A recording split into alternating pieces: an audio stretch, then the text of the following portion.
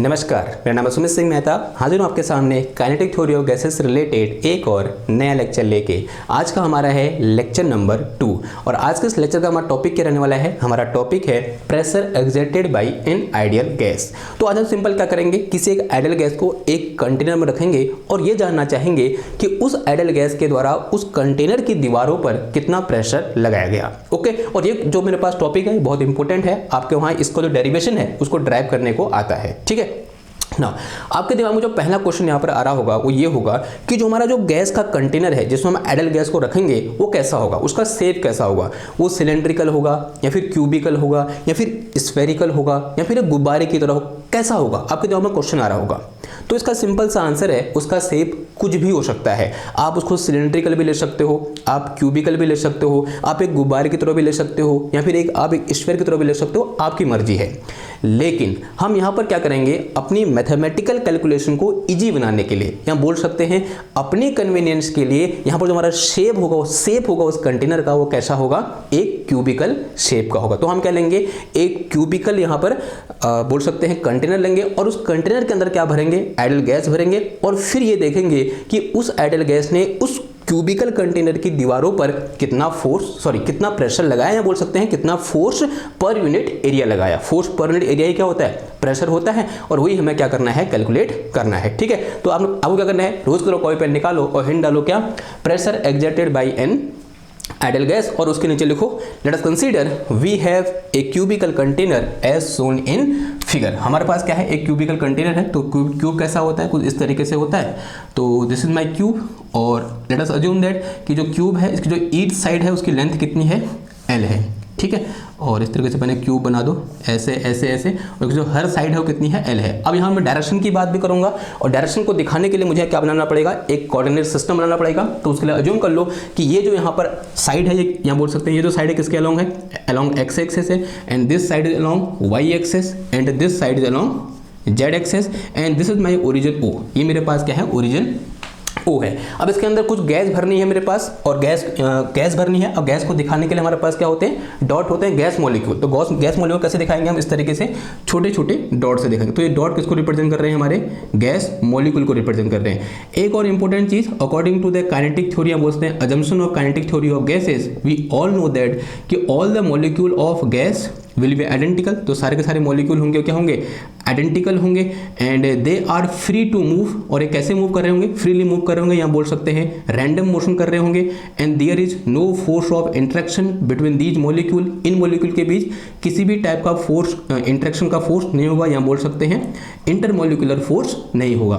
और ये बोल सकते हैं कि जो हर मॉलिक्यूल होगा वो किसी भी डायरेक्शन में क्या कर सकता है, मूव कर सकता है। यहाँ बोल सकते हैं all the direction are possible. यहाँ बोल सकते हैं this molecule can move in all possible direction and all the places are equally probable.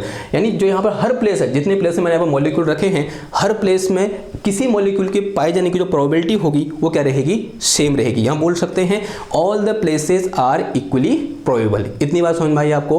Okay ना, अब यहाँ पर क्या है मेरे पास, मैंने क्या बोला कि मेरे पास गैस है। अब इस गैस का कुछ ना कुछ क्या होगा, अमाउंट होगा नहीं होगा। ठीक है, जैसे क्या है, गैस क्या है, एक सब्सटेंस है। तो अमाउंट ऑफ सब्सटेंस कैसे नापते हैं हम, मोल में नापते हैं। तो अज्यूम कर लो कि यहाँ मेरे पास कितनी है, n मोल ऑफ गैस है। यहाँ बोल सकते हैं म्यू मोल ऑफ गैस है। n को यहाँ पर हम नंबर डेंसिटी बोलेंगे, तो मोल किसको दिखा दो, म्यू से दिखा दो। तो हमारे पास क्या है, म्यू मोल है, म्यू मोल ऑफ गैस। सबसे पहले हमने क्या ली, यहाँ पर जो अमाउंट ऑफ गैस है वो कितनी है, म्यू मोल है। दूसरा मेरे पास क्या है, इसका जो वॉल्यूम है गैस का वो कितना है, v है। और जो गैस का वॉल्यूम होगा वो ऑब्वियस सी बात है किसके बराबर होगा, इस कंटेनर के वॉल्यूम के बराबर होगा। ठीक है, तो हमने क्या बोला यहाँ पर, v is volume of gas. जो v है मेरा वो क्या है, मेरा पास वॉल्यूम ऑफ गैस है। And if I am saying कि दिस लेंथ इज एल, इसकी जो लेंथ है यहाँ बोलते हैं एक साइड की लेंथ है वो एल है, तो ऑब्वियस सी बात है this volume will be equal to किसके बराबर होगा, एल क्यूब के बराबर होगा नहीं होगा। आंसर आ जाएगा, बहुत सिंपल सी चीज़ है। ओके, अगर मैं ये बोलूँ कि m is the mass of one molecule, अगर मेरे पास क्या है, एक मॉलिक्यूल का मास कितना है, m है। m क्या है मेरे पास, मास ऑफ मॉलिक्यूल है, mass of molecule, mass of one molecule. ठीक है, और अगर मैं यहाँ से क्या निकालूँ, अगर मैं ये बोलूँ n is total number of molecule, जो n है मेरे पास वो क्या है, टोटल नंबर ऑफ मॉलिक्यूल है, यानी इस पूरे कंटेनर में जो नंबर ऑफ मॉलिक्यूल हैं वो कितने हैं, कैपिटल एन के बराबर है। ठीक है, नाउ एक और चीज यहाँ पर हम डिफाइन करेंगे, that is small N. Small N is number density. Number density क्या होगी, नंबर ऑफ मॉलिक्यूल पर यूनिट वॉल्यूम को ही हम क्या बोलेंगे, यहाँ पर नंबर डेंसिटी बोलेंगे। तो यहाँ से एन इक्वल टू कितना आ जाएगा, ये एन अपॉन वी आ जाएगा, and this is called number density. तो ये क्या हो जाएगा, मेरा नंबर डेंसिटी हो जाएगा। तो स्मॉल एन क्या है मेरे पास, यहाँ पर नंबर डेंसिटी है, इसलिए मेरे को यहाँ पर जो नंबर ऑफ मोल है उसको किससे दिखाना पड़ा, म्यू से दिखाना पड़ा। किसी बुक में एन से ही दिखाया होगा, और हो सकता है उसने फिर नंबर डेंसिटी के लिए किसी और अल्फाबेट का प्रयोग किया होगा, या बोल सकते किसी और लेटर का प्रयोग किया होगा। ये बात समझ में आई आपको। ठीक है, तो ये कहते हैं कुछ प्राइमरली हमारे पास चीज़ें चाहिए, वो मैंने लिख दी। पहली चीज़ क्या है मेरे पास, म्यू मोल ऑफ, यहाँ पर क्या है, गैस है, वी क्या है, इस पूरे गैस का वॉल्यूम है, जिसको मैं v इक्वल टू क्या लग सकता हूँ, एल क्यूब लग सकता हूँ। एक जो मॉलिक्यूल का मास है वो कितना है, m है, और जो n है मेरे पास वो क्या है, टोटल नंबर ऑफ मॉलिक्यूल है। And we have to and क्या कह सकता हूँ मैं, और हमको ये पता होना चाहिए कि this n is not a small number, this is very very large number. जो n है मेरे पास वो क्या होगा, लार्ज नंबर होगा, लार्ज नंबर होगा। ऑब्वियसली बात है, अगर मेरे पास ये बोल रहा हूँ म्यू मोल मेरे पास गैस है, वो क्या हो सकता है, 1 किलो मोल हो सकता है, या फिर उससे ज़्यादा हो सकता है, यानी ज़्यादा अमाउंट है। ये नहीं बोल रहा मैं 1 मोल है, अगर मेरे पास 1 मोल गैस भी है ना, तो वहाँ पर जो नंबर ऑफ मॉलिक्यूल होंगे वो कितने होंगे, 10 to the power 23, approx 10 to the power 23 के बराबर होंगे अगर मेरे पास 1 मोल गैस होगी। तो ऑब्वियसली बात है, मैं गैस को तो 1 मोल से ज़्यादा ही लूंगा ना, तो 1 मोल से ज़्यादा गैस है मेरे पास, तो यहाँ पर नंबर ऑफ मॉलिक्यूल जो है वो क्या है, बहुत ज़्यादा है। और दूसरी चीज़ क्या है कि यहाँ पर क्या है, जो हर मॉलिक्यूल है वो क्या कर रहा है, रैंडम डायरेक्शन में क्या कर रहा है, मूव कर रहा है, और हर मॉलिक्यूल की जो वेलोसिटी है वो क्या है, अलग अलग है। ये भी इंपॉर्टेंट है। Each molecule is moving with different velocity and the velocity of molecule is limiting from 0 to infinity। जो velocity of molecule है वो 0 से infinity के बीच में कुछ भी हो सकती है। ये हमने क्या किया था, पढ़ा था कब, कल, या बोल सकते हैं जब हमने क्या डिस्कस किए थे, assumption of kinetic theory of gases पढ़े थे, तो हमने डिस्कस किया था कि जो हर मॉलिक्यूल है वो अलग अलग वेलोसिटी से क्या करता है, फिर डिफरेंट वेलोसिटी से मूव करता है, और जो वेलोसिटी है वो उसकी जो लिमिट होगी कहाँ से कहाँ होगी, 0 से लेकर इन्फिनिटी तक हुई। ये बात समझ में आई आपको? ओके, अगर इतनी बात समझ में आई, अब थोड़ा सा आगे बढ़ते हैं। देखो, एक चीज़ तो मैंने क्या बोली कि यहाँ पर क्या है, बहुत लार्ज नंबर ऑफ मॉलिक्यूल है, और हर मॉलिक्यूल क्या कर रहा है, डिफरेंट वेलोसिटी से मूव कर रहा है। ठीक, अब मैं क्या करूँगा, थोड़ा सा अपने कैलकुलेशन को इजी बनाने के लिए मैं ये बोलूँगा कि यहाँ पर मैं क्या करूँगा, ग्रुप ऑफ मॉलिक्यूल चुनूंगा। एक ग्रुप ऑफ मॉलिक्यूल ऐसा होगा जिनकी वेलोसिटी सेम होगी, दूसरा ग्रुप ऑफ मॉलिक्यूल ऐसा होगा जिनकी वेलोसिटी सेम होगी, और तीसरा ग्रुप ऑफ मॉलिक्यूल ऐसा होगा जिनकी वेलोसिटी क्या होगी, सेम होगी। यानी इस पूरी गैस को मैं जी नंबर ऑफ ग्रुप में क्या कर दे रहा हूँ, डिवाइड करते रहा हूँ। ठीक है, समझ लो, जी यानी कोई नंबर, ठीक है, G capital G, G for good. ठीक है, तो समझो जरा, let me divide our gas, यहाँ बोलते हैं our mu mole gas in G number of group. लेट मी divide our ideal gas in g number of groups in following way,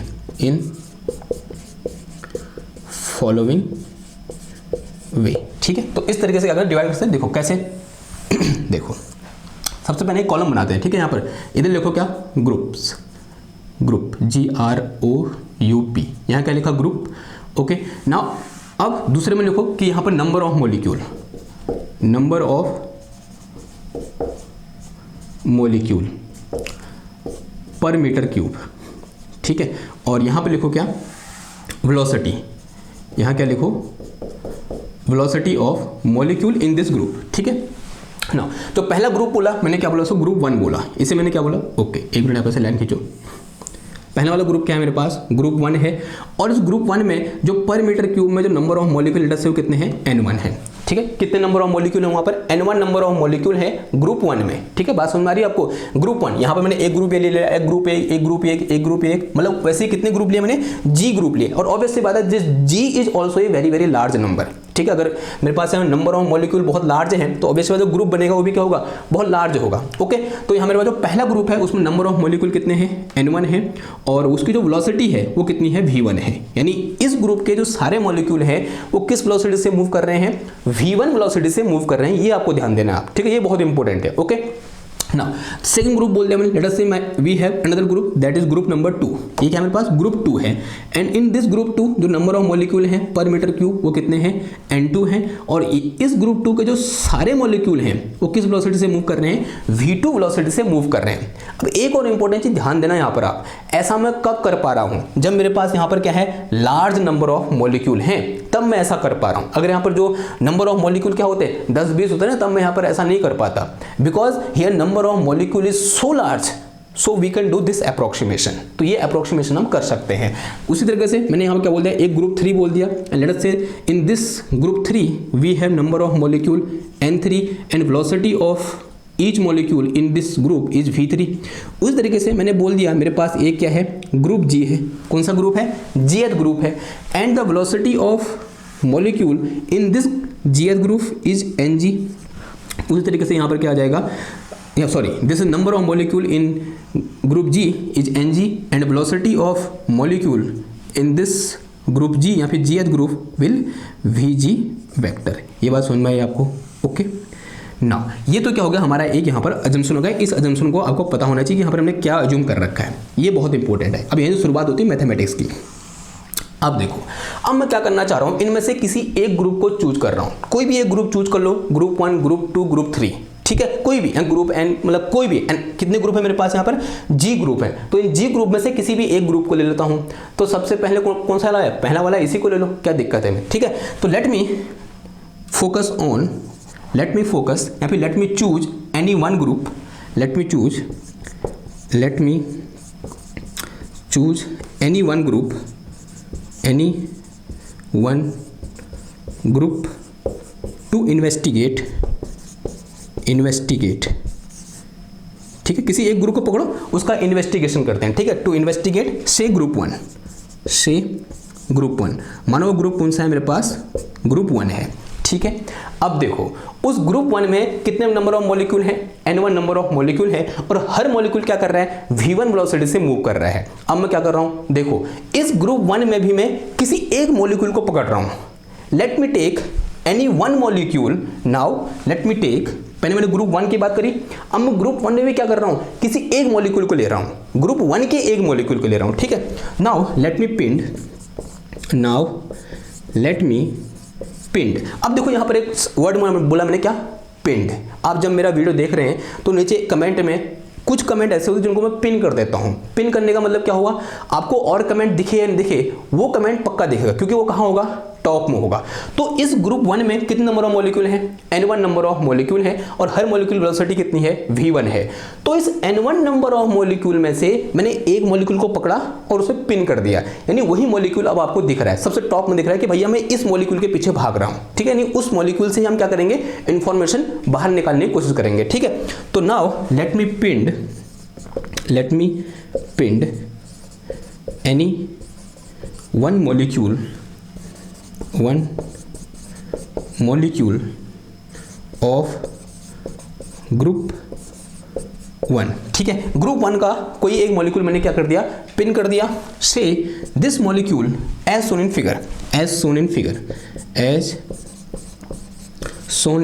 following figure, जैसा कि निम्न चित्र में दिखाया गया है। तो चित्र बना दो। अब यहाँ पर क्या दिक्कत है, उससे पहले मिटाना पड़ेगा मेरे को,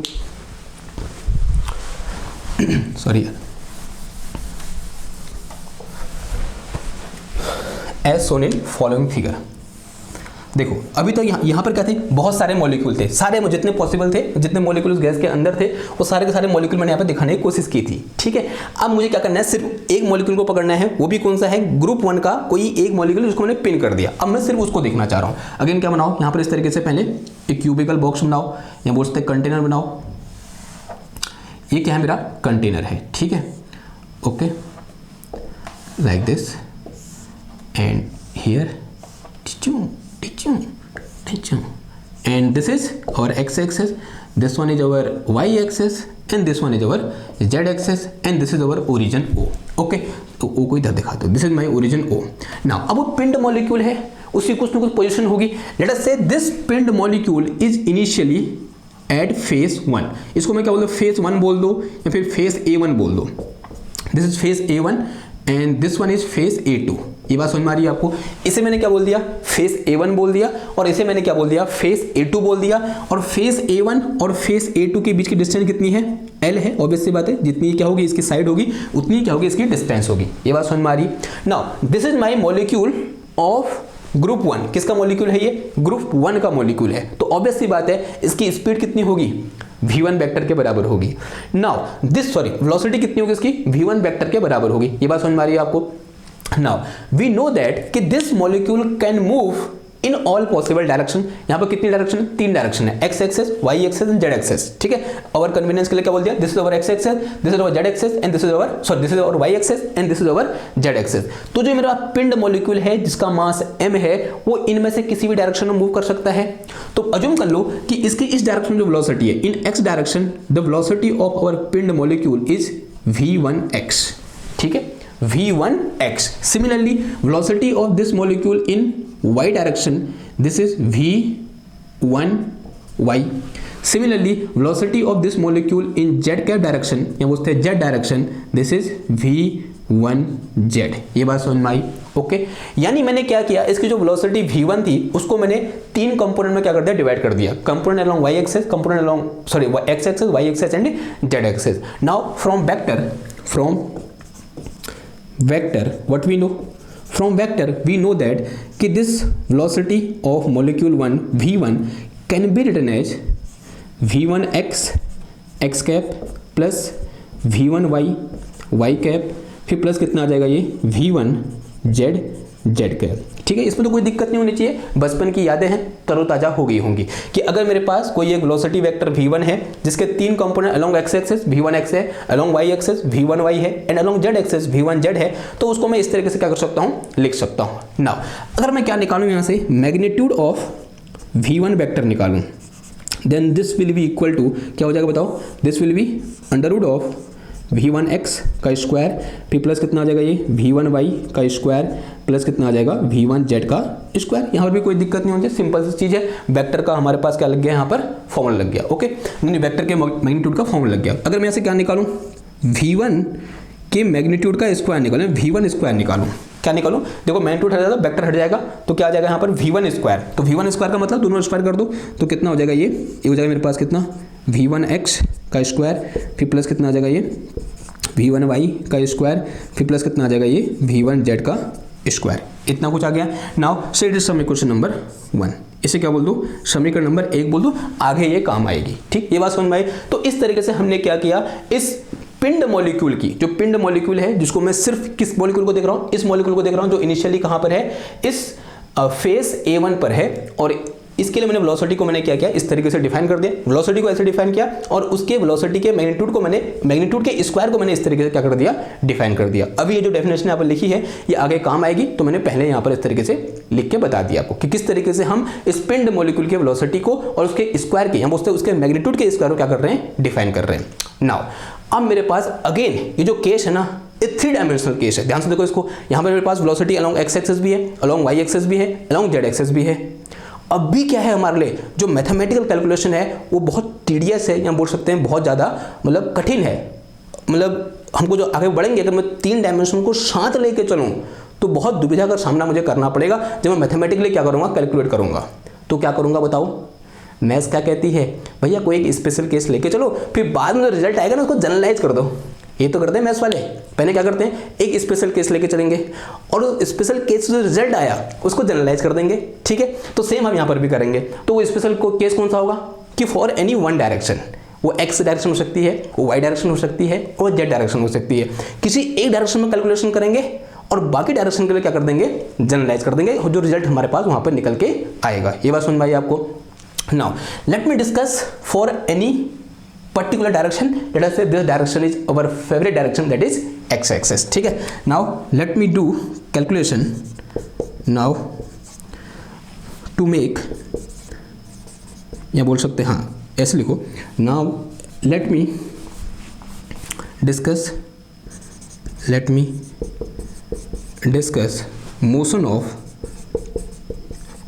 of pind particle, पिंड मॉलिक्यूल लिखो, पिंड molecule along x axis, along X axis only, X axis only, ठीक, ओनली एक्स एक्सिस की बात कर रहे हैं, ठीक है। नाउ दिस मॉलिक्यूल, दिस पिंड molecule is moving along X axis with v1x velocity. अगर मैं आपको दिखाना चाहूं तो क्या हो जाएगा, देखो ये मेरे पास क्या है, अगेन क्यूबिकल बॉक्स है,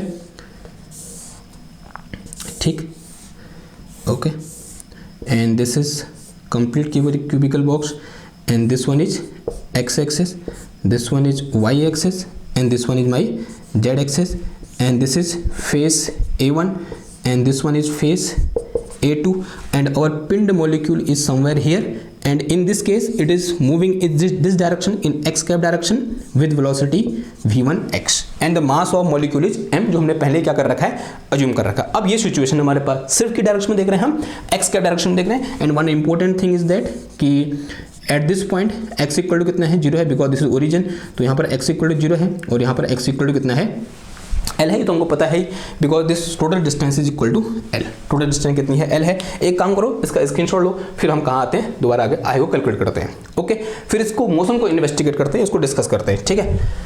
ये मिटा दूँ इधर का,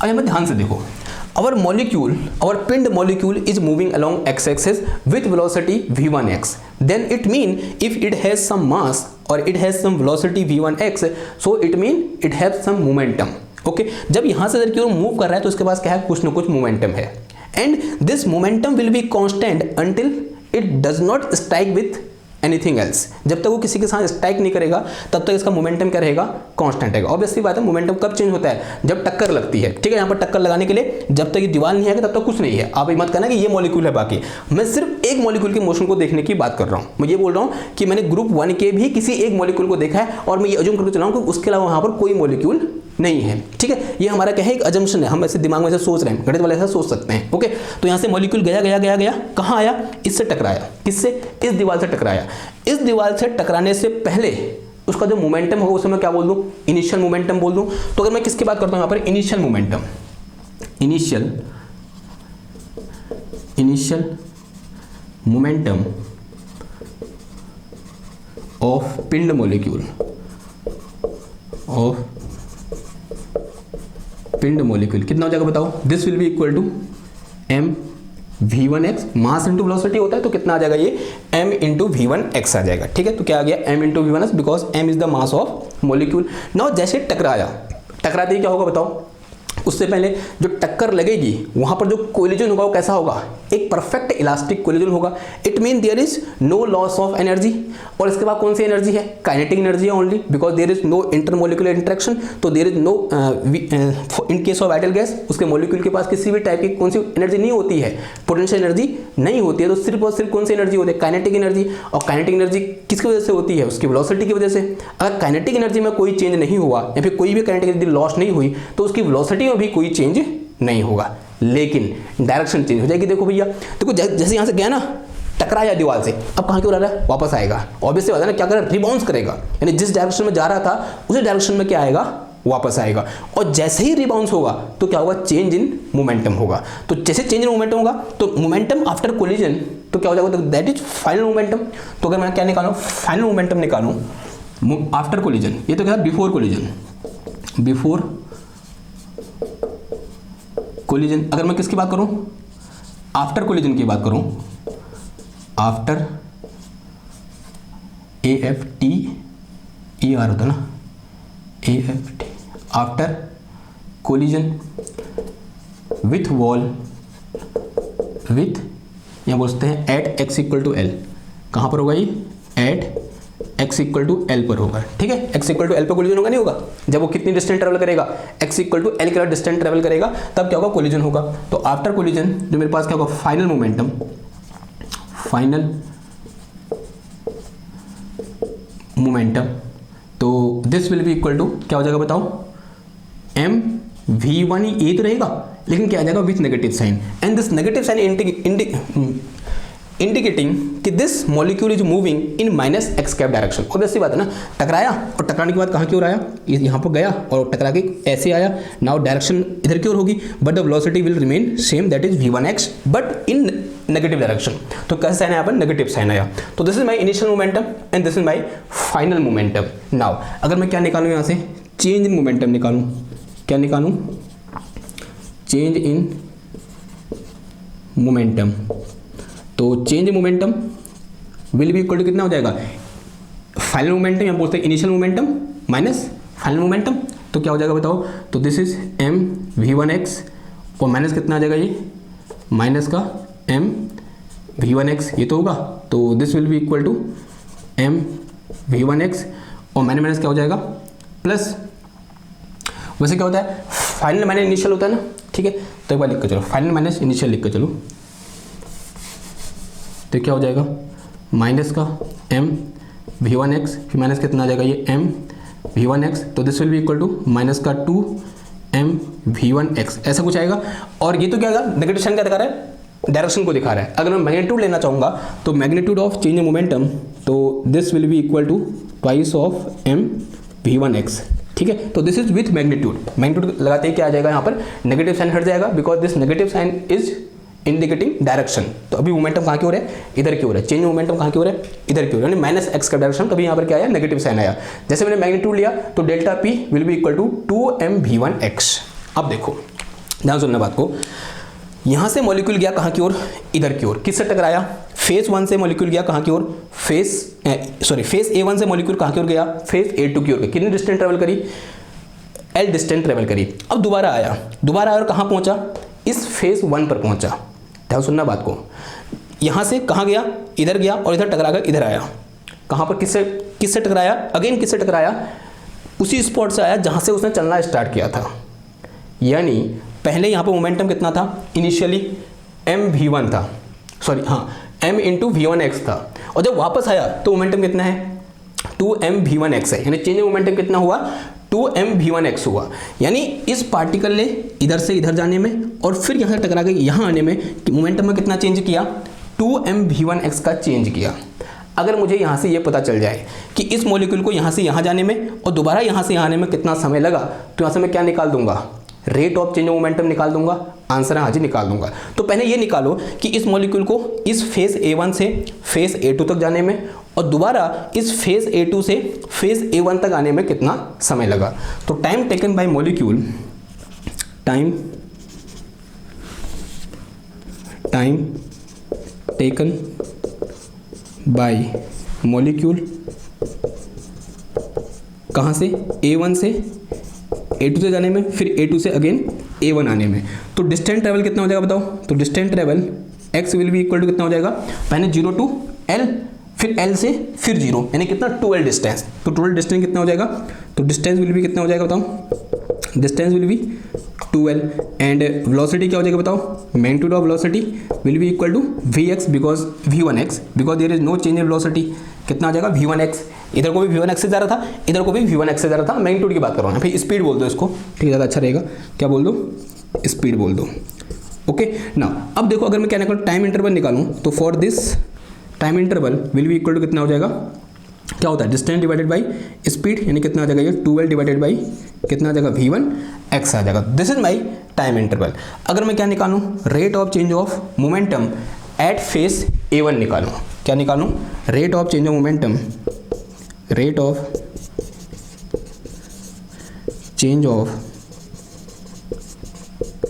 मोमेंटम एट फेस A1। तो this will be equal to क्या हो जाएगा बताओ, delta P upon delta T, यानी डेल्टा टी टाइम में कितना मोमेंटम में चेंज हुआ, इतना चेंज हुआ। तो रेट ऑफ चेंज क्या हो जाएगा, delta P upon delta T, and this will be equal to कितना आ जाएगा ये, ट्वाइस ऑफ m v1x और डिवाइड में कितना आ जाएगा ये, ट्वाइस ऑफ l और अपॉन कितना आ गया v1x। ट्वाइस से ट्वाइस कैंसिल हो जाएगा, तो दिस इज m अपॉन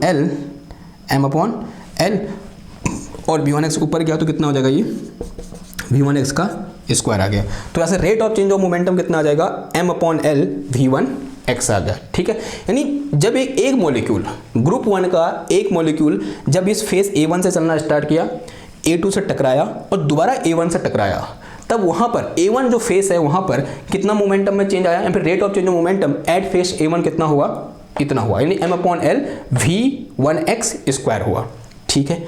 अब देखो, अब यहां पर इंपॉर्टेंट चीज क्या है, अगर मैं न्यूटन का सेकेंड लॉ को थोड़ा बहुत याद कर पा रहा हूं, आप कर पा रहे हो? न्यूटन का सेकेंड लॉ होता क्या है?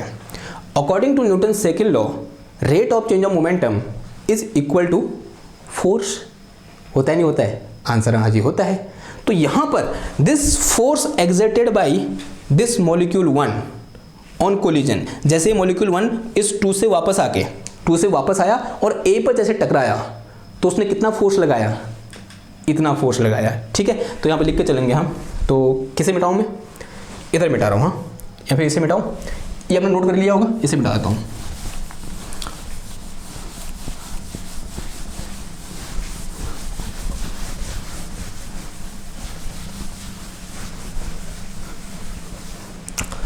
देखो ऐसे लिखो, force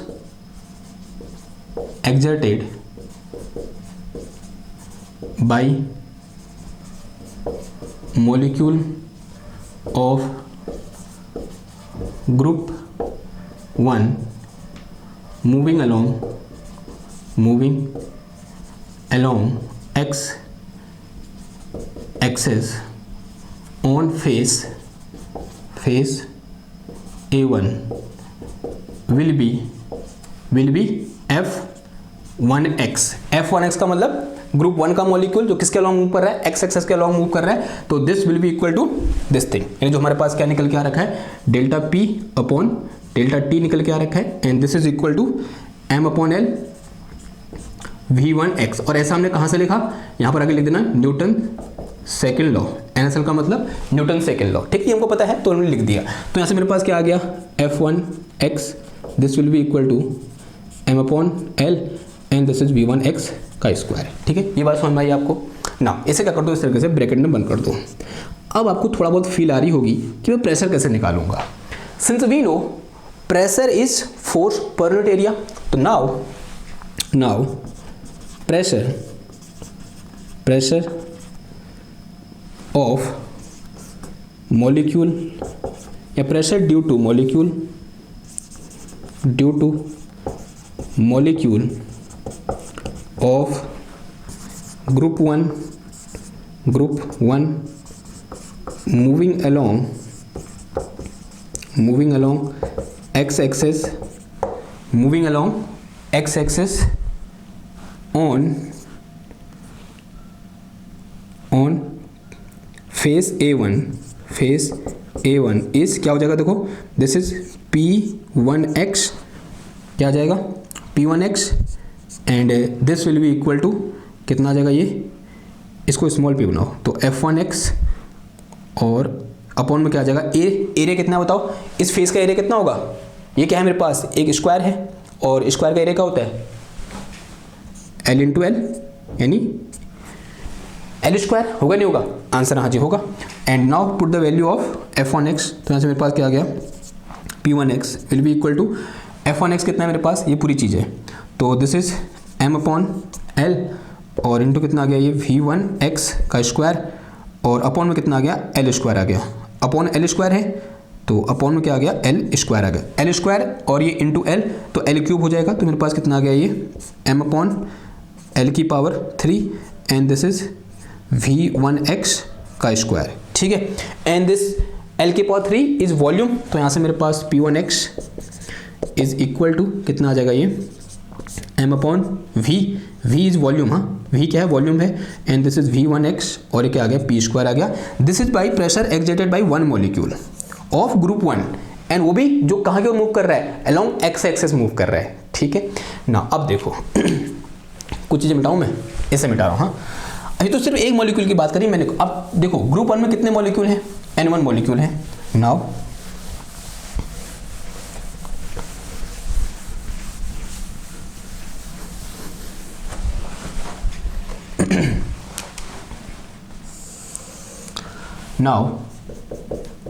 pressure due to N1 molecule of group 1 moving along x-axis,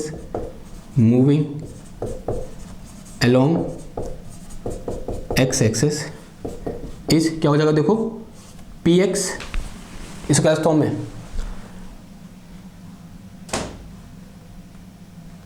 यहाँ pressure due to all molecule लिखो या फिर इसको ऐसे रहने दो।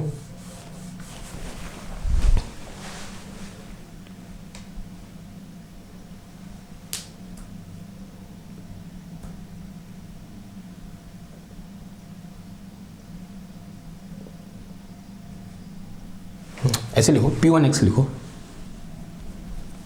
क्या हो जाएगा कैपिटल P, हाँ P1X, this will be equal to क्या करोगे N1 से multiply, because total number of molecule कितने हैं N1 है, तो उसको क्या कर दोगे N1 से मल्टीप्लाई। देखो एक मॉलिक्यूल का नहीं, एक मॉलिक्यूल जो एक्स एक्सिस के अलॉन्ग मूव कर रहा है उसके कारण कितना प्रेशर है, इतना है, तो N1 मॉलिक्यूल के कारण प्रेशर कितना आ जाएगा M/V इंटू कितना आ जाएगा N1 and this is V1X और इसका क्या हो जाएगा स्क्वायर हो जाएगा। नाउ सेट इज समीकरण क्वेश्चन नंबर 1 2 अभी तक कुछ नहीं हुआ क्या, तो इसे क्या बोल दो समीकरण नंबर 1 बोल दो। ठीक है, ये बात समझ में आई। नाउ जिस तरीके से आप यहाँ पर आप सोच रहे होगे कि मैंने यहाँ पर N1 मॉलिक्यूल लिए थे किसमें ग्रुप 1 में, और मैं ये बोल रहा हूँ यहाँ पर सारे के सारे मॉलिक्यूल मैंने कहाँ की ओर रिज्यूम कर लिए एक्स एक्सिस के डायरेक्शन में मूव करने हैं, ऐसा बोल दिया। क्या मैं ऐसा बोल सकता हूँ, आंसर हाँ जी बोल सकता हूँ, बिकॉज वी नो दैट कि all the direction are equally probable, यानी जो कोई मॉलिक्यूल हो हर डायरेक्शन में क्या कर सकता है मूव कर सकता है। अगर ग्रुप 1 में N1 मॉलिक्यूल है तो वो N1 के N1 मॉलिक्यूल एक्स डायरेक्शन में मूव कर सकते हैं। ठीक है, ओके, कभी ना कभी तो करेंगे ही करेंगे। ठीक है, तो उनके कारण जो टोटल प्रेशर हो गया वो कितना हो गया मेरे पास, इतना हो गया। नाउ अब थोड़ा सा कहानी में थोड़ा सा क्या करते हैं, एक बार शिफ्ट करते हैं। शिफ्ट क्या करना चाह रहा हूं मैं, जैसे मैं अभी तक किसकी बात कर रहा था, ग्रुप 1 की बात कर रहा था, और ग्रुप 1 में भी उन मॉलिक्यूल की हमने बात करी जो अलोंग एक्स एक्सिस क्या कर रहे हैं, मूव कर रहे हैं। सिमिलरली अगर मैं ये किसकी बात करूं, ग्रुप 2 की बात करूं, और ग्रुप 2 में भी उन मॉलिक्यूल की बात करूं, या बोलते हैं उन मॉलिक्यूल की बात करूं जो एक्स एक्सिस की डायरेक्शन में क्या कर रहे हैं, मूव कर रहे हैं। सिमिलरली ग्रुप 3 में, सिमिलरली ग्रुप 4 में, सिमिलरली ग्रुप 5 में। ओके, तो similarly for other group, similarly for other group pressure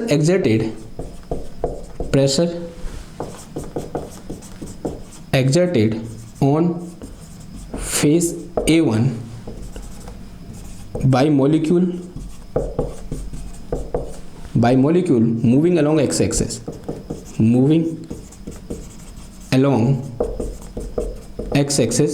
is क्या हो जाएगा, अगर मैं ग्रुप 2 की बात करूं तो दिस विल बी P2X। ठीक है, this will be equal to कितना हो जाएगा ये M/V, और उसके नंबर ऑफ मॉलिक्यूल कितने हैं N2 हैं, और वेलोसिटी कितनी हो जाएगी V2X का स्क्वायर। ठीक है, अगर मैं किसकी बात करूं, ग्रुप 3 की बात करूं तो कितना आ जाएगा ये P3X, this will be equal to MV upon कितना आ जाएगा ये N3 and this is V3X इसका स्क्वायर। सिमिलरली अगर मैं किसकी बात करूं, GH ग्रुप की बात करूं तो PGX will be equal to क्या हो जाएगा ये M/V, और ये मेरे पास कितना आ जाएगा ये NG क्या आ जाएगा, NG आ जाएगा, एंड दिस इज VGX इसका स्क्वायर। ऐसा कुछ आया। ठीक है, नाउ ये क्या होगा, इक्वेशन 1 होगी, और इसको पूरा कंबाइनली या बोल सकते हैं इसको क्या बोल दो, इक्वेशन ABC बोल दो, इसको मैं A बोल दो, इसको B बोल दो, इसको C बोल दो। नाउ अगर मैं क्या निकालूं, आप net pressure along X axis निकालूं तो क्या आ जाएगा, इन सबको ऐड कर दूंगा मैं। ठीक है, यानी जितने भी ग्रुप हैं उन सब ग्रुप के द्वारा एक्स एक्सिस के अलोंग कितना प्रेशर लगेगा, this plus this plus this dash plus this. ठीक है, तो इसे मिटा, net pressure along X axis,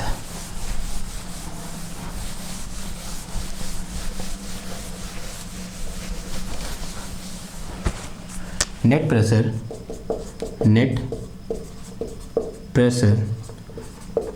along x axis by all groups, so this will be equal to Px and this is going to equal to P1X plus P2X plus P3X plus and so on, plus कितना आ जाएगा ये P G x आ जाएगा। ठीक है, value put करो तो यहाँ से मेरे पास P X will be equal to कितना आ जाएगा, M upon V and this is N1 V1x का स्क्वायर फिर प्लस इसकी वैल्यू पुट करो M upon V and this is N2 and this is V2x का स्क्वायर फिर plus M upon V N3 and this is V3x का square फिर plus dead S plus कितना आ जाएगा, ये आ जाएगा मेरे पास क्या, m upon V and this is N G and V G X और इसका क्या आ जाएगा, स्क्वायर आ जाएगा। ये बात समझ में आई आपको ना। अब एक काम करो, सबसे क्या कॉमन है, V M upon V common है तो यहाँ से मेरे पास P X is equal to कितना आ जाएगा, एम अपॉन वी बाहर आ गया और अंदर कितना बच गया, ये N1 दिस इज V1x का स्क्वायर फिर प्लस N2 V2x का स्क्वायर फिर plus N3 and this is V3x का स्क्वायर फिर प्लस डेड एस प्लस कितना आ जाएगा, ये Ng और ये मेरे पास क्या आ जाएगा, Vgx का square and this bracket is close. ठीक है, नाउ सेट सम इक्वेशन नंबर 2 हो गया था, इसे क्या बोल दो इक्वेशन नंबर, सॉरी 1 हो गया, इसे इक्वेशन नंबर क्या बोल दो, 2 बोल दो। ठीक है, ये बात समझ में आई आपको ना। अब यहाँ पर हमें एक और कॉन्सेप्ट क्या करना पड़ेगा, इंट्रोड्यूस करना पड़ेगा and that is concept of mean square velocity. ठीक है, ऐसे करके लिखो, mean square velocity, mean square velocity. ठीक है, देखो कैसे करेंगे, लेट अस कंसीडर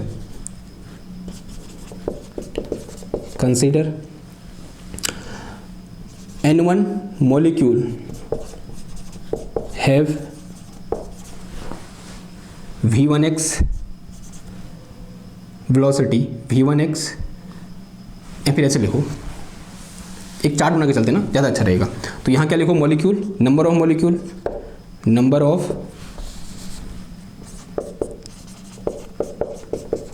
मॉलिक्यूल्स और यहाँ क्या लिखो, velocity along X axis, velocity along X axis of that molecule. ठीक है, मान लिया मेरे पास जो N1 नंबर ऑफ मॉलिक्यूल हैं उनकी वेलोसिटी अलोंग एक्स एक्सेस कितनी है, V1x है। ठीक है, और अगर मैं बात करूँ किसकी, N2 मॉलिक्यूल की, मान लिया N2 मॉलिक्यूल क्या है, उनकी जो वेलोसिटी है अलोंग एक्सेस वो V2x है। N3 नंबर ऑफ मॉलिक्यूल की जो वेलोसिटी है अलोंग एक्स एक्सेस वो कितनी है, V3x है एंड सो ऑन। और जो मेरे पास मान लिया मेरे पास Ng नंबर ऑफ जो मॉलिक्यूल हैं उनकी जो वेलोसिटी है अलोंग एक्स एक्सेस वो कितनी है, Vgx है। मान लिया क्या, वो तो हमने पहले से ही मानते हुए आ रहे हैं। अब मैं क्या निकालना चाह रहा हूँ, मीन स्क्वायर वेलोसिटी निकालना चाह रहा हूँ। ध्यान सुनना बात को, ये मिटाना पड़ेगा मेरे को।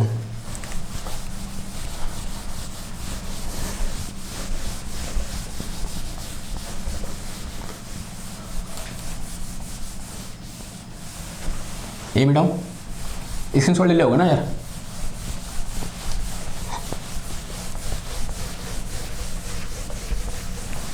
देखो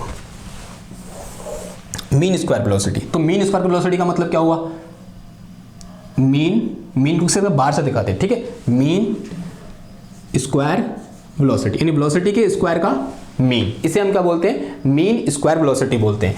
if this is our data, अगर ये हमारा डेटा है ना तो इसके जो मीन स्क्वायर वेलोसिटी हम डिफाइन करेंगे, कैसे करेंगे, ऐसे करेंगे, N1 इंटू V1x का square plus N2 into V2x का square plus N3 into V3x का square plus and so on plus कितना आ गया, ये N4, सॉरी कहाँ तक है, G तक है, तो Ng Vgx का square upon total number of molecule यानी कितना आ जाएगा, ये N1 plus N2 plus N3 plus and so on plus कहाँ तक, Ng तक। ठीक है, तो this is the definition of mean square velocity, mean square velocity. ये बात समझ में आई। And this is along X axis, तो यहाँ क्या रख सकता हूँ मैं, Vx लिख सकता हूँ, यानी एक्स एक्सेस के अलोंग जो मीन स्क्वायर वेलोसिटी होगी वो कितनी होगी, इतनी होगी। ये बात समझ में आ रही है आपको। ओके, अब देखो फिर यहाँ पर, अब यहाँ से क्या निकल के आ जाएगा, तो this will be equal to Vx square का बार, एक काम करो इसको मैं शॉर्ट में लिख सकता हूँ, कैसे, समेशन ऑफ Ni Vix का square and here I is from 1 to G और अपॉन कितना आ गया, ये summation of I and N I, and again यहाँ आई कहाँ से कहाँ तक है, 1 से g तक है। And this summation of N I will be equal to total number of molecule. हमने पहले ही बोला था जो टोटल नंबर ऑफ मॉलिक्यूल है वो कितने हैं, n है। तो अगर मैं यहाँ थोड़ा बहुत कैलकुलेट करूँ तो दिस गिव अस Vx का स्क्वायर का बार, तो this will be equal to summation of i equal to 1 से लेकर g तक, और मेरे पास कितना आ गया एन आई Vix का स्क्वायर, और अपॉन में कितना आ गया, कैपिटल एन आ गया। एक काम करो, उसको इधर मल्टीप्लाई कर दो, तो कैपिटल एन और इनटू ये मेरे पास क्या हो गया Vx square bar, and this will be equal to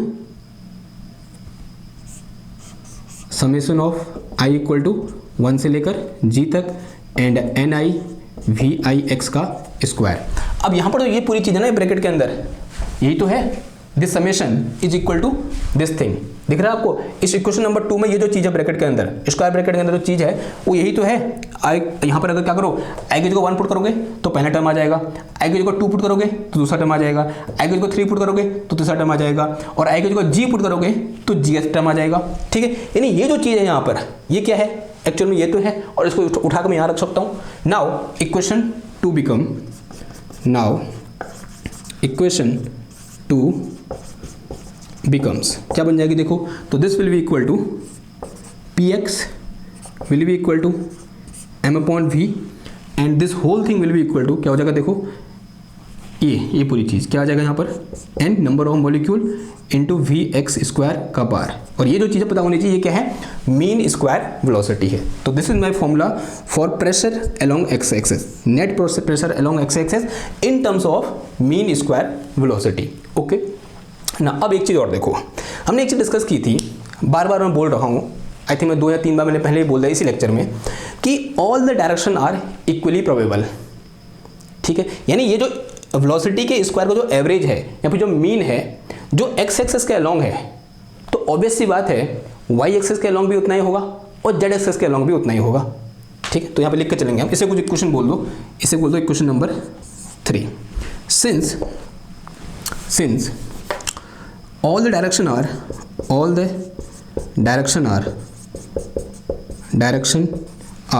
equally probable, इसका मतलब क्या हुआ, it means average of square of velocity along x axis, यहाँ बोलते हैं mean square velocity along x axis, this will be equal to mean square velocity along y axis, and this will be equal to mean square velocity along z axis। ऐसा होगा नहीं होगा। अब mean निकालना है यानी एवरेज निकालना है, और हमारे पास वेलोसिटी कौन कौन सी है, Vx, Vy, Vz है, तो इनका एवरेज क्या हो जाएगा नाउ। सो इट मीन्स, सो अगर मैं क्या निकालूँ यहाँ से, Vx स्क्वायर ये निकालूँ तो this will be equal to Vx square plus Vy square plus Vz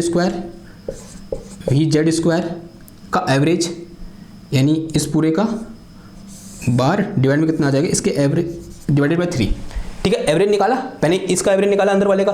अगर मैं Vx, Vy, Vz के स्क्वायर का एवरेज निकालूंगा तो क्या आ जाएगा, Vx square plus Vy square plus Vz square divided by 3। Average तो निकालते हैं। अगर आपने बोला कि आपके 10 नंबर आए, आपके दोस्त के 11 नंबर आए और आपके दोस्त के 3 नंबर आए, तो एवरेज कैसे निकालोगे, 10 प्लस 11 प्लस 3 डिवाइडेड बाई 3, ऐसे तो एवरेज निकलेगा। तो सेम अगर मैं किसका Vx square, Vy square, Vz square का एवरेज निकालूंगा तो this will be equal to Vx square plus Vy square plus Vz square divided by 3, और फिर उसका क्या आ जाएगा, मीन आ जाएगा। मैंने वही किया यहाँ पर, उसका मीन लिख दिया। ओके, तो यहाँ से मेरे पास क्या निकल के आया, और अगर मैं इसको देखूँ, अभी मैंने सबसे पहले जो इक्वेशन नंबर 1 डिस्कस की थी, आई थिंक मैंने यहाँ पर इक्वेशन नंबर 1 2 बार लिख दी ना, तो जो फर्स्ट इक्वेशन थी जहाँ मैंने वेलोसिटी की बात कर रखी थी, तो दिस थिंग सिंस जो मेरे पास क्या है, जो v स्क्वायर है, तो this will be equal to Vx square plus Vy square plus Vz square, ऐसा था या नहीं था।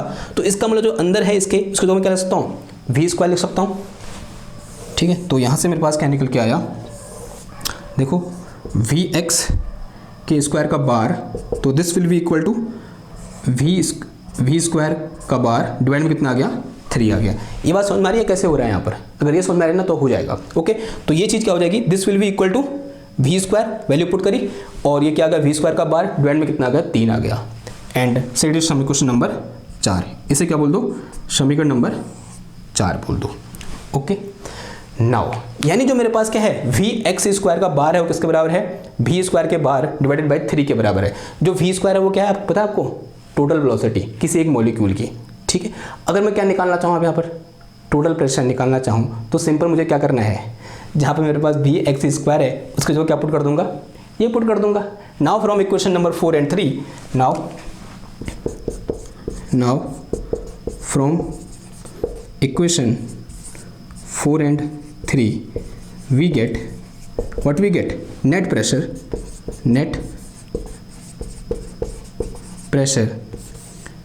P will be equal to कितना आ जाएगा ये m अपॉन v n और इंटू कितना आ जाएगा ये, this will be equal to V square का बार और डिवाइड में कितना आ गया 3 आ गया। ओ सॉरी ये कैपिटल वी है, वॉल्यूम है। ये बात समझ में आई। This is my net pressure. This is expression for pressure. Net pressure exerted by the gas on the ideal gas on the wall of container. तो this is my pressure. ठीक है, ये कैसे समझ में आया, ये तो समझना जरूरी है। ठीक है, क्योंकि ये क्या था सिर्फ एक डायरेक्शन, एक वन डायमेंशन के लिए था। And in this relation show that कि we if we want to for total pressure then we can replace this v x square bar by v square bar divided by 3। इससे replace कर सकते हैं, मैंने वही कर दिया। तो यहाँ p x किससे रिप्लेस हो जाएगा, नेट प्रेशर से रिप्लेस हो जाएगा। तो net pressure will be equal to this thing, इस v को चल जाओ तो यहाँ से मेरे पास पी वी इक्वल टू कितना आ जाएगा, ये आ जाएगा मेरे पास कितना m n एंड 1/3 आएगा इधर पे पेन m n, this is v square का बार। ये हो गया, ये बात समझ में आई। तो this is my expression for pressure and set is समीकरण नंबर 5। इसे क्या बोल दो, समीकरण नंबर 5 बोल दो। ठीक है, अब मुझे कुछ चीज़ें मिटानी पड़ेंगी, ये मिटाऊँ मैं।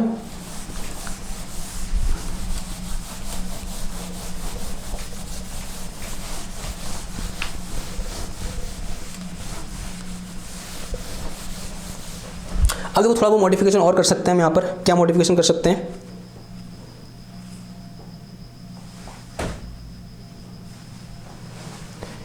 if we have 1 mole of gas, एक मिनट यार,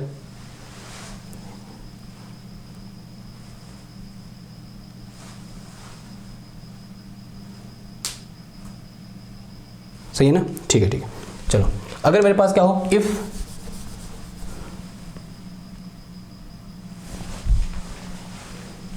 हाँ if we have 1 mole of gas, if we have 1 mole of gas, इसका मतलब this number of molecule will be equal to Avogadro number, होगा नहीं होगा, ऑब्वियस सी बात है। ठीक है, और अगर एक मॉलिक्यूल का मास कितना है, स्मॉल m है, तो जो Na नंबर ऑफ मॉलिक्यूल का मास होगा वो कितना हो जाएगा, m into Na will be equal to the molecular weight of that gas, this is equal to molecular weight in gram, होगा नहीं होगा, आंसर हाँ जी होगा। अगर ऐसा कुछ होगा तो ये क्वेश्चन मॉडिफाई हो सकती है किसके लिए, फॉर 1 मोल ऑफ गैस। तो यहाँ से मेरे पास क्या आ गया, P V equal to 1/3 and this is molecular weight m, या उससे पहले क्या लिखो, इसको लिख ही लो पूरा, कितना आ जाएगा ये m इंटू Na और इंटू कितना आ गया ये वी स्क्वायर का बार आ गया। तो यहाँ से पी वी इक्वल टू कितना आ गया 1/3 and this thing will be equal to capital M and this is V square bar. तो this is expression in case of 1 mole of gas, हुआ नहीं हुआ, आंसर आज हुआ। Again this is very very important relation and this is also important relation. ना एक चीज़ और देखो, क्या दिखाना चाह रहा हूँ मैं, कुछ ऐसा कुछ दिखाना चाह रहा हूँ। और एंड देखो since we have P equal to कितना, देखो वी को नीचे ले जाओ, पी इक्वल टू कितना है मेरे पास 1/3 m और ये मेरे पास कितना आ गया, ये n/v आ गया, n/v और इंटू कितना आ गया, वी स्क्वायर का बार आ गया।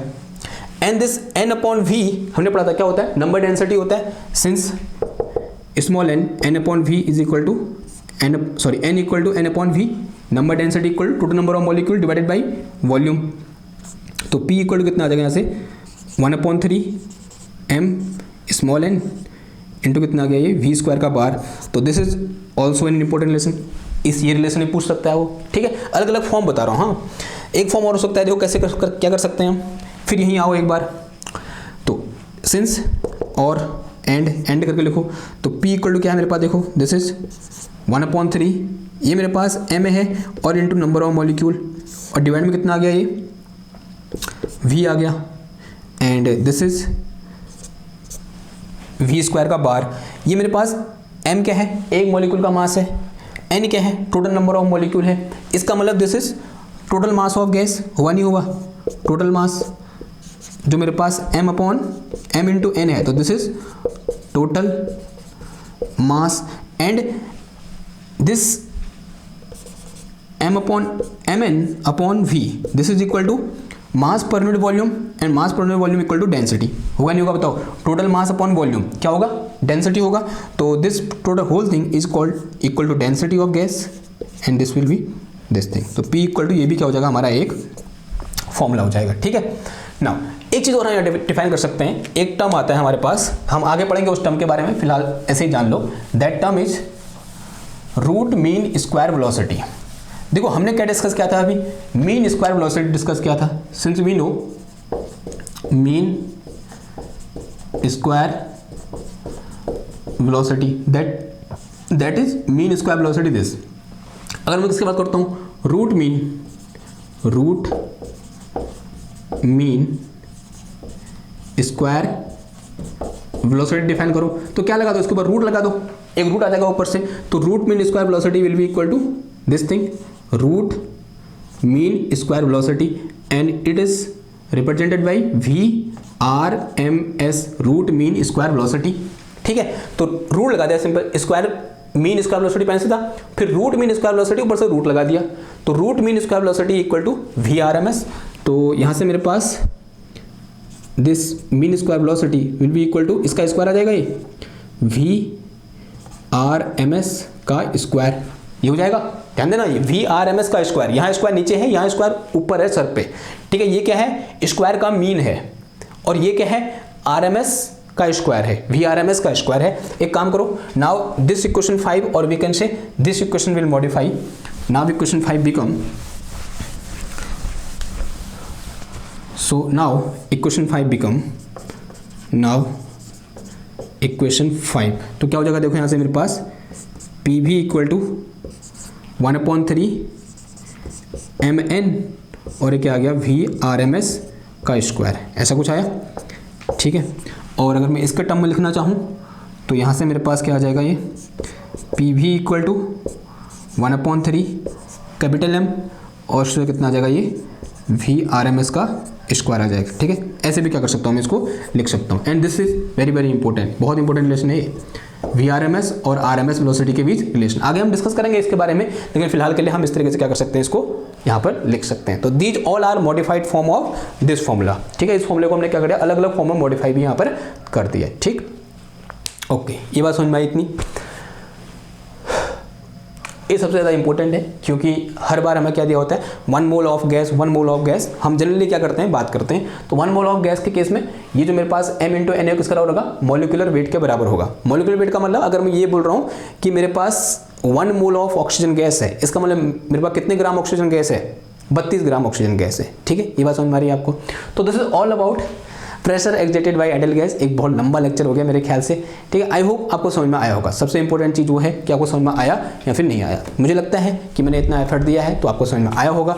अब नेक्स्ट लेक्चर में इसी से ही बहुत सारी चीज़ें हम निकल के आएंगे। जैसे हम गैस लॉ, हम क्या करेंगे, इससे उन गैस लॉ का डिटेक्शन करेंगे by the help of this formula, ठीक है। तो पी इक्वल टू एनआरटी से फील आ रही है यहाँ पर, तो उसको लाने की यहाँ पर क्या करेंगे, कोशिश करेंगे। बिकॉज पी मैंने यहाँ पर पहले लिख दिया, इधर क्या बनाना है, एनआरटी जैसा कुछ बनाना है, ठीक है, बनाने की कोशिश करेंगे, ओके।